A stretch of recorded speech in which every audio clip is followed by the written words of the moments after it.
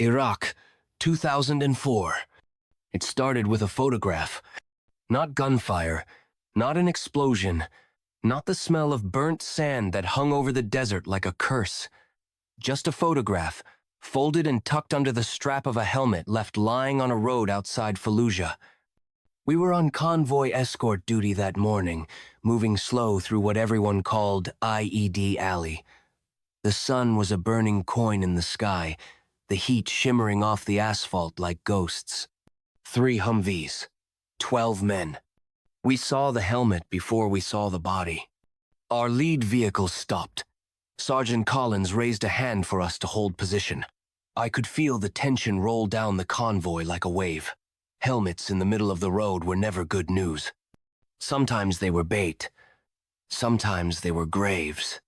Collins moved forward, slow and deliberate, his rifle up, eyes scanning. When he reached it, he crouched, examined it, and then froze. He called me over. Under the helmet's chin strap, a small photo was wedged. It was a picture of a little boy, maybe 6 years old, standing barefoot in a dusty yard. Behind him, a woman held a baby on her hip. They were smiling. The kind of smile you didn't see in Iraq very often. The body was 10 feet away, face down in the dirt. Civilian clothes, no weapon. His back was blackened with shrapnel burns. The photo had no blood on it. Someone had placed it there after. That bothered me. We cleared the area. No wires, no explosives. Just one dead man and a mystery. Back at the FOB, I kept thinking about that photo. Who puts a family picture on the road in a war zone? And why there, where we'd be sure to see it? The next day, we rolled through the same area. This time, the helmet was gone. But the boy from the picture stood at the edge of the road. Same bare feet, same hollow eyes. I tapped Collins. That's him. We stopped. The boy didn't move. I stepped down from the Humvee, keeping my weapon slung but ready.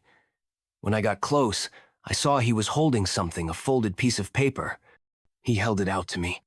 Inside was a crude drawing, a stick figure man, a road, a black shape under the road with lines coming out of it, an IED. He pointed down the road, maybe 100 yards. We found it, buried just deep enough to hide from the eye, but close enough to kill half our convoy if we'd rolled over it. That boy had just saved 12 lives. When I turned to thank him, he was gone. Over the next weeks, we saw him again, always at a distance. Sometimes he'd wave, sometimes he'd just watch. Once, he left another note in the same spot as the first. Always drawings. Always warnings. One day, he wasn't alone. A man stood behind him, not armed, but tall, broad-shouldered, wearing a scarf that covered most of his face. He watched us the way a hawk watches a rabbit. The boy didn't wave that day. That night, I couldn't shake the thought, was the man his father, his handler, or something worse? 2 days later, the boy showed up again. This time he was running, hard, straight toward our convoy. In his hand, another folded note. Collins yelled for me to get down. The boy was shouting something I couldn't understand. The note fell from his hand before he reached us. Then the blast hit. It threw me sideways, slammed me into the door of the Humvee. My ears rang like church bells. When the dust cleared, the road behind us was a crater. The boy was gone. We searched for hours, found nothing. The note was still there. Inside, a drawing of 3 stick figures standing next to a small house, a cross over the roof. We knew what it meant.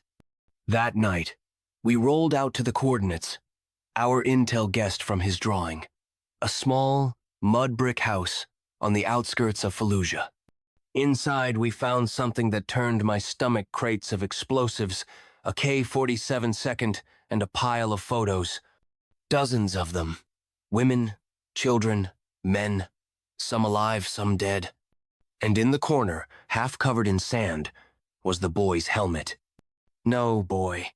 I carried that helmet back to base. I don't know why. Maybe because part of me still hoped I'd see him again. but I never did. When my tour ended, I took the helmet home. My wife asked me once why I kept it on the shelf in my office. I told her it reminded me of someone who saved my life.